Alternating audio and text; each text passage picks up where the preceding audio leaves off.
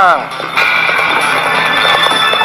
Tolong selamatkan dia. Bunda, tenang. Bunda harus tenang.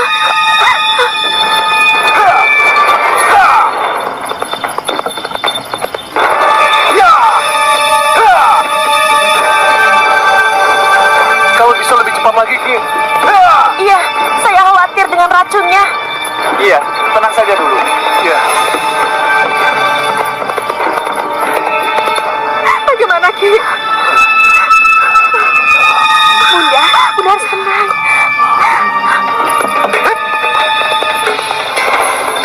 Ki, ayo cepat sedikit. Tenang saja, Nyi.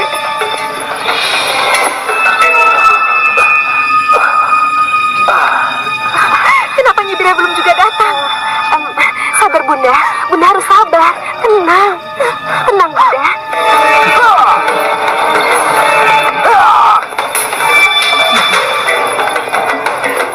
Kita sudah dekat, moga-moga dia selamat.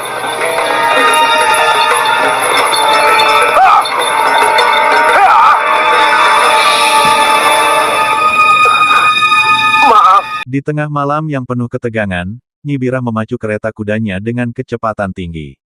Kegelisahan jelas terpancar dari raut wajahnya, seolah waktu adalah musuh yang harus dikalahkan. Di dalam kereta, seorang tabib terkenal duduk dengan tenang, siap menjalankan tugasnya menyelamatkan nyawa. Mereka berlomba dengan waktu menuju Kaku Temenggungan, tempat di mana Bayu Samudro terbaring lemah, didera penyakit misterius yang mengancam hidupnya. Sesampainya di Kaku Temenggungan, tabib segera masuk ke kamar Bayu Samudro. Ia memeriksa pasiennya dengan cermat, ditemani oleh Putri Ambarwati dan seorang murid lainnya. Di luar kamar, harapan dan ketegangan bercampur menjadi satu, menunggu kabar baik yang diidam-idamkan. Setelah pemeriksaan panjang, sang tabib keluar dengan raut wajah penuh keyakinan. Ambarwati segera bertanya dengan suara bergetar, apakah ia akan sembuh? Tabib itu tersenyum dan menjawab, Bayu Samudro memiliki kekuatan dalam tubuhnya sendiri. Ia akan pulih. Jawaban itu membuat suasana lebih ringan, dan mereka mulai berbincang santai. Ambarwati bahkan bercanda, mengungkap keinginannya untuk bermain akrobat bersama kakak seperguruannya, sambil menyisipkan cerita tentang harapannya menjadi seorang ibu. Ambarwati.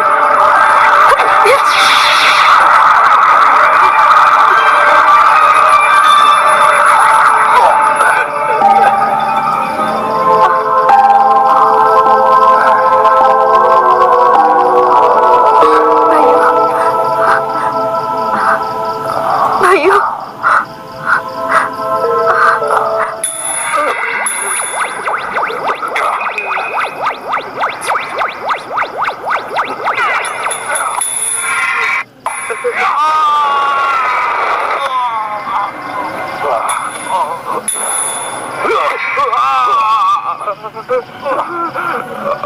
Kamu mau pamer kekuatan? Mau menunjukkan bahwa bisa berubah menjadi 2, menjadi 4? Kamu tidak boleh melakukan itu. Belum saatnya. Tugasmu hanya melepaskan anak panah ke sasaran dan kabur. Tidak lebih dari itu.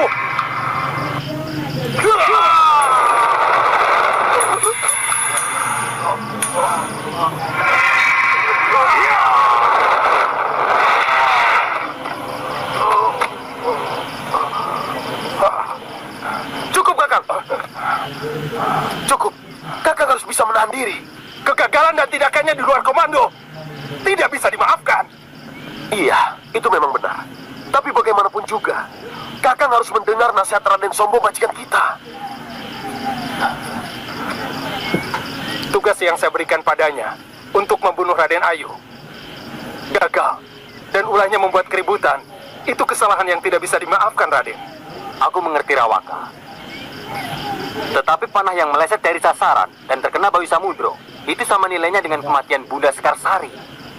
Kenapa bisa begitu, Raden? Bayu Samudro itu benteng Katumenggungan.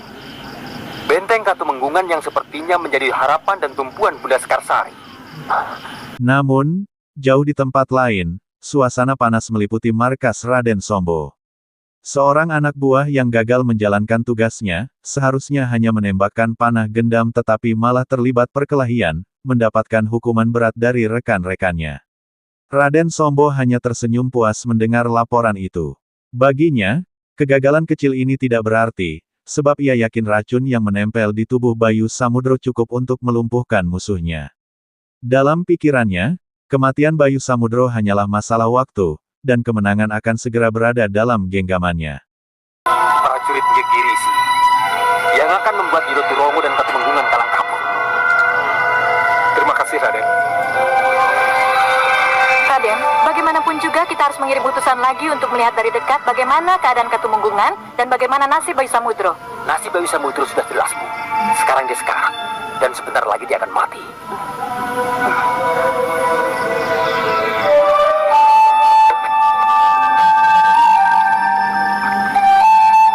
Raden Ayu, sebagian darah yang tercemar racun sudah saya keluarkan. Tapi bagaimanapun, Raden Bayu Samudro harus berbaring untuk beberapa hari. Tapi Bayu Samudro pasti sembuhkan Tabib Tanamfu. Penawar racun dan obat luka, serta totokan darah yang saya berikan akan membuatnya cepat sembuh. Selanjutnya Ki Boyo Usodola yang akan mengatur pemberian jamu dan merawatnya, Raden Ayu. Iya, tapi... Jangan khawatir, saya akan datang lagi di hari ketiga. Terima kasih Tabib Tanamfu. Kalau begitu, saya mohon pamit. Permisi, Raden Ayu. Iya, terima kasih.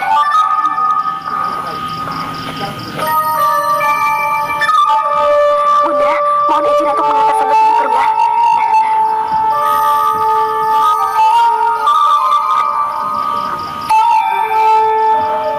Tidur. Itu bagian dari penyembuhan, Gusti Ayu. Kalau begitu, tinggalkan aku. Sendiko Dau, Gusti Ayu. Panah itu seharusnya mengenaiku, Nyi Bira. Kalau bukan karena Bayu Samudro, saya pasti telah... Itu artinya Raden Bayu Samudro memang diciptakan untuk menyelamatkan Den Ayu. Bayu Samudro, dengan apa harus kubalas segala kebaikanmu?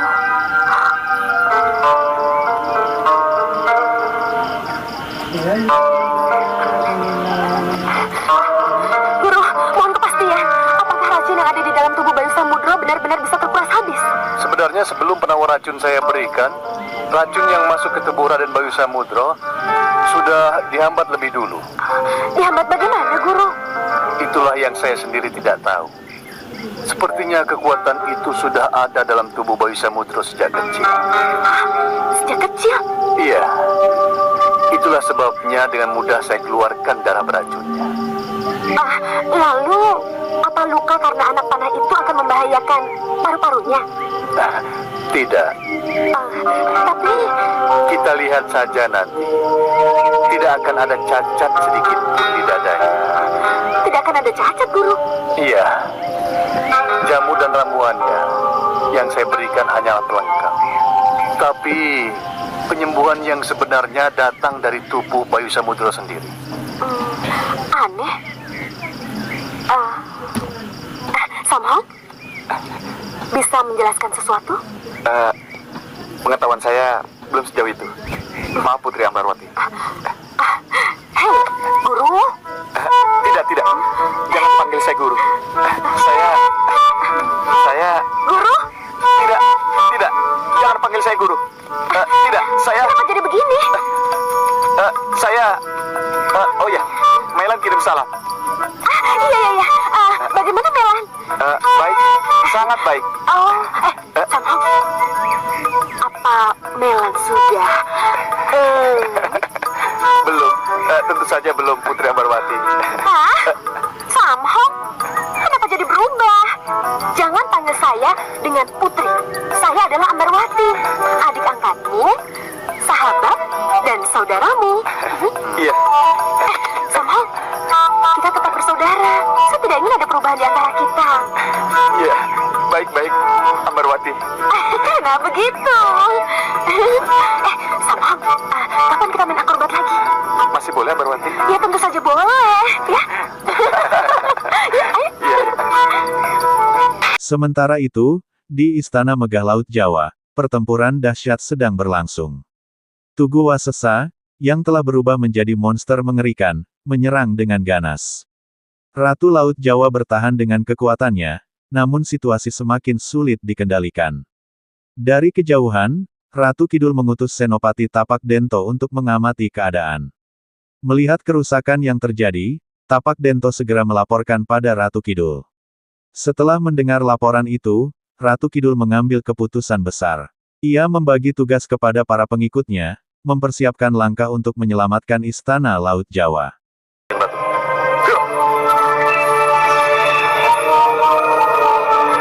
Saya tidak harus ikut, Wak Ratu. Tidak usah, kita tunggu saja.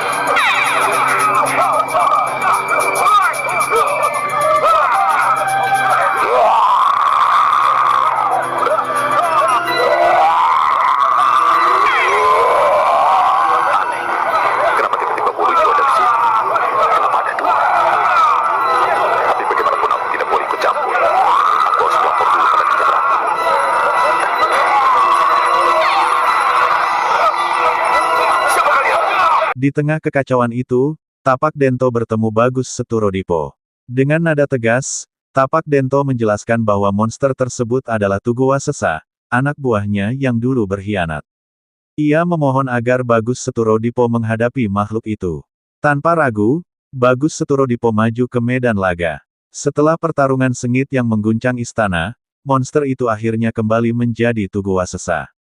Namun, sebelum sempat menjelaskan tindakannya, kilatan merah menyambar dan membawa Tugu Wasesa pergi. Di tempat yang sama, Ratu Kidul muncul, memberikan penghormatan pada Ratu Laut Jawa. Ia juga memperkenalkan seorang pemuda dan Roro Denok, kekasihnya, yang kini siap menjadi bagian keluarga besar Laut Jawa. Kanjeng Ratu. Tugu Wasesa bisa berubah menjadi dua sosok bulu hijau. Kacing Yandawo, Kanjeng Ratu. Jadi kalau begitu, Tugu Wasesa yang membuat kerusuhan, bukan Tugu Wasesa yang sebenarnya. Ya, saya kira begitu, Kanjeng Ratu. Apa boleh buat? Kita harus ikut campur. Sendi Kodau, Kanjeng Ratu. Tapak Dento dan Bagus Torodipo, kalian harus membantu Karang Prakoso. Aku dan Roro Deno akan menembus ke Segorol. Mohon restu, Kanjeng Ratu. Mohon restu, Wak Ratu. Iya, pergilah. Kalian ikut aku. Senopati. Mari, Raden. Ya.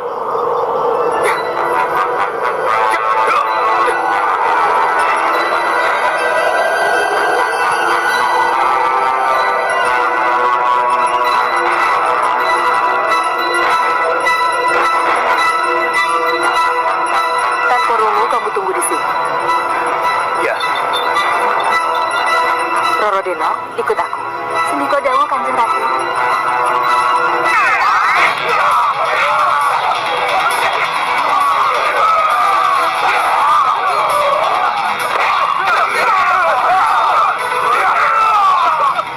Lihat. Itulah 20 itu cuma Tugu Wasesa yang saya maksud.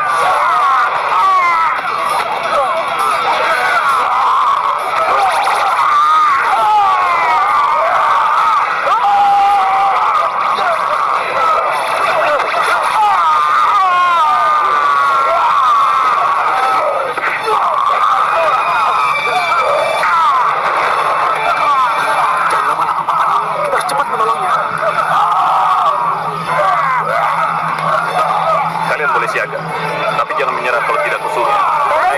Mari, Raden.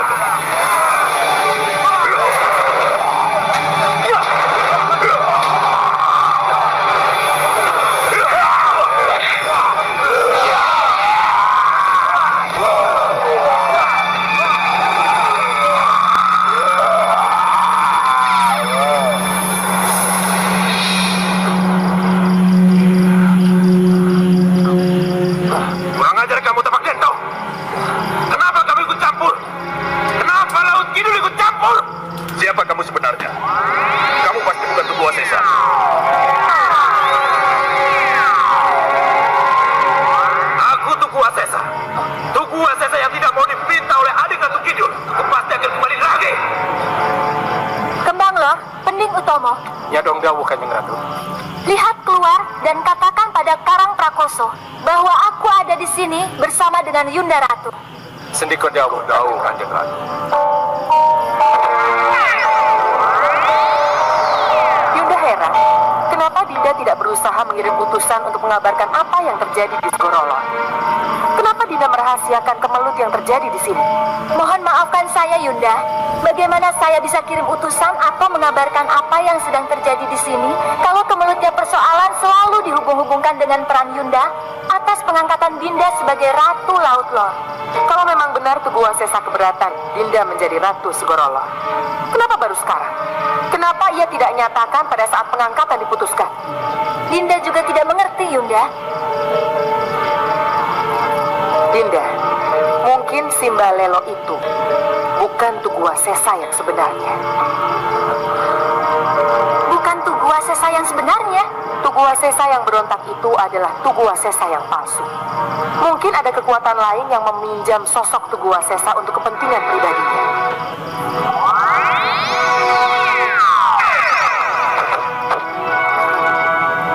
Benar Kanjeng Ratu. Kami juga punya kesimpulan begitu. Lalu bagaimana? Tugu Wasesa palsunya bisa ditangkap? Mohon maafkan kami Kanjeng Ratu. Seperti yang pernah terjadi, gumpalan cahaya merah berkecepatan tinggi membawanya pergi. Gumpalan cahaya merah berkecepatan tinggi? Kasinggihan Dawu Kanjeng Ratu. Bagus Toro Dipo. Dadong Dawu Waratu. Bagus Toro Dipo. Wak Ratu. Oh iya, Dinda, jangan kaget. Kedatangan Yunda ke sini membawa Bagus Toro Dipo, putra Dinda.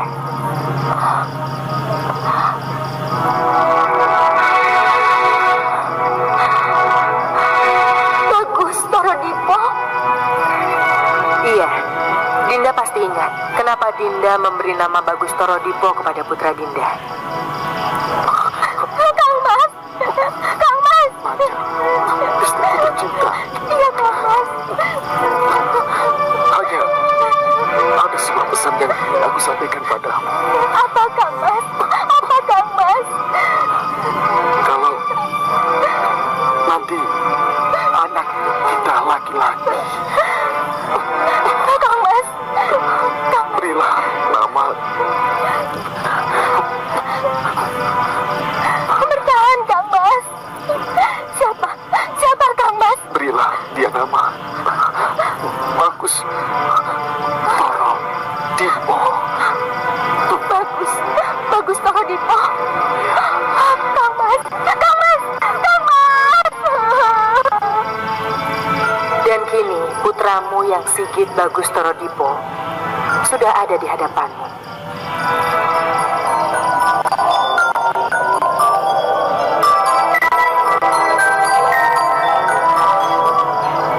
Bagus Toro Dipo. Putraku. Kanjeng Ibu, Selamat datang Bagus Toro Dipo. Putraku. Kakang Bawono, semoga dari surgamu kau saksikan pertemuan bahagia kami ini. Kamandamu pasti ikut menyaksikan pertemuan bahagia ini, putraku. iya Kanjeng Ibu. Nanda juga mendengar bisikannya. Kebahagiaan Ramandamu akan lebih lengkap kalau Nanda nyatakan juga siapa wanita yang Nanda bawa itu. Iya Waratu.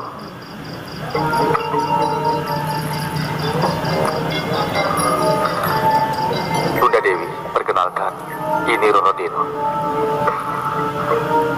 Roro Deno, Iya, Nanda dan Roro Deno saling mencintai.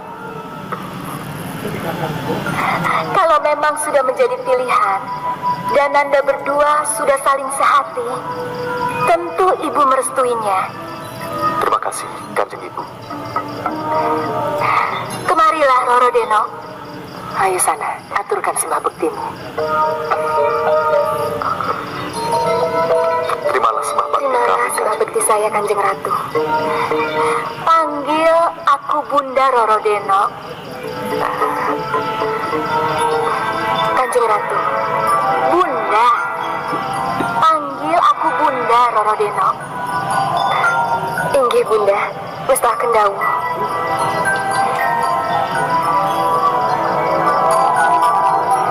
Bagus Toro Dipo, Roro Deno. Semoga Nanda berdua selalu bahagia. Restu Bunda akan membuat kami bahagia. Tapi jangan lupa restu uak kalian. Kanjeng Ibu Ratu Kidul. Mohon restu Restu Uak uak Ratu. Ratu. Restuku bersama kalian. Ya!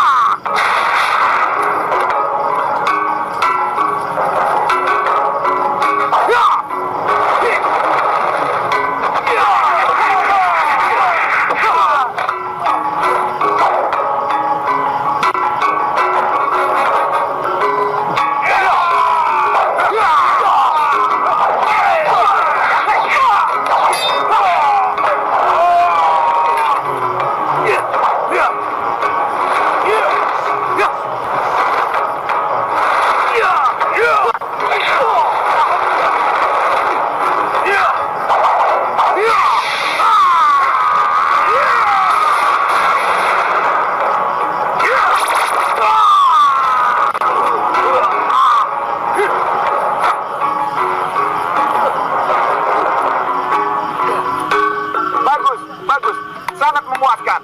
Ayo, ujilah mata Sito, pelatih handal kalian. Ayo, ujilah mata Sito. Hidup mata Sito!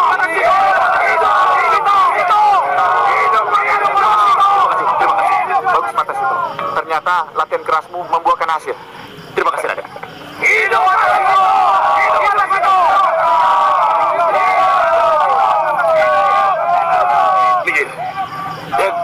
Raden, ada kabar baik. Kabar baik apa, Kek? Bayu Samudro, Den. Bayu Samudro kena panah beracun. Bayu Samudro kena panah beracun? Iya. Dari mana kakek tahu kalau Bayu Samudro kena panah beracun? Kita ke dalam. Kita bahas di dalam saja. Ayo, minggir. Bagus. Kalian dengar tadi. Bayu Samudro kena panah beracun. Berarti Senopati Agul Katumenggungan 31.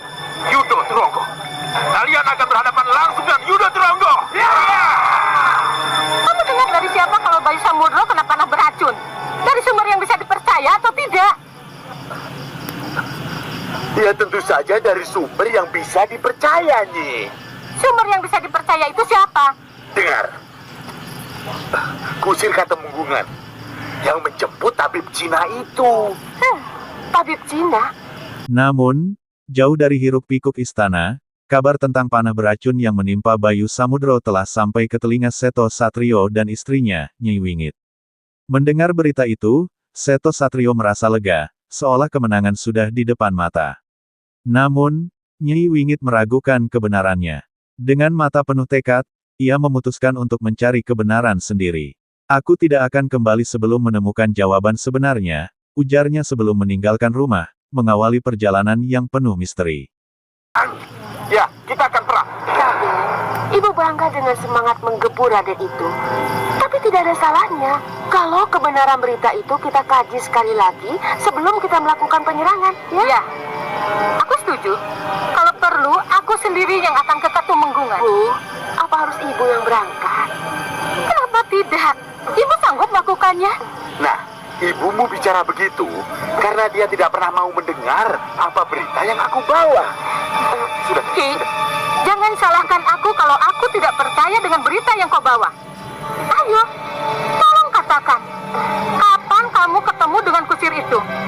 Dan kenapa kusir Katumenggungan itu mau menceritakan tentang Bayu Samudro yang kena panah kepadamu? Dengar, kusir itu memang tidak pernah cerita langsung dengan aku. Tapi tukang kuda yang memasang sepatu kudanya lah yang cerita dengan aku. Karena sepatu kuda itu harus cepat dipasang. Harus berlomba dengan waktu. Berlomba dengan racun yang mengenai Bayu Samudro. Nah, ini kan yang berbelit-belit dan itulah yang harus diluruskan. Bu, sudah, aku akan segera ke Katumenggungan. Dan jangan melakukan apa-apa sebelum aku pulang.